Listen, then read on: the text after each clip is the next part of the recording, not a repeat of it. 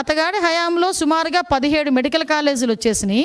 ఈ 17 మెడికల్ కాలేజీలు ఆ దారంటే వెళ్తుంటే సైడ్కి తిరిగి చూస్తే అక్కడ మెడికల్ కాలేజ్ కనిపిస్తే ఆహా అని చిన్న గ్యాప్ ఇచ్చి ప్రజలందరూ కూడా ఆశ్చర్యపోతున్నారట. కంఫర్ట్ లేదా మనకి? మిమ్మల్ని అడుగుతున్నా, కంఫర్ట్ లేదా మనకి? పచ్చకామెరలోడికి లోకం అంతా పచ్చగానే కనిపిస్తుంది.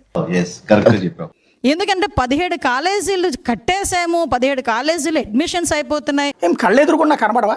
4 మెడికల్ కాలేజీలు క్లాసులు జరుగుతున్నాయి కదా, పాడేది క్లాసులు జరుగుతున్నాయి కదా. నోటికి వచ్చినట్టు అబద్ధాలు వల్లించడం అనేది చూస్తూ ఉంటే నిజంగా చాలా సిగ్గనిపిస్తుందండి. చిచ్చి, మీరు సిగ్గుపడకండి, చచ్చిపోవాలనిపిస్తుంది. మళ్ళీ చెప్తున్నా, పీపీపీ విధానం అంటే ప్రైవేట్ పరం కాదు, ఇది పబ్లిక్ ప్రైవేట్ పార్ట్నర్షిప్తో నడిచేవి. ఆ ప్రైవేట్ వాడు నడిపితేనే బాగుంటుంది, ప్రభుత్వం నడిపితే వేస్ట్. మా ప్రభుత్వాలు అనేది దండగా, ప్రభుత్వం అనేది నడిపితే మేమందరం పనికిమాలిన వాళ్ళం, మమ్మల్ని ఎన్నుకోవడం మీరు అందరూ చేసిన తప్పు.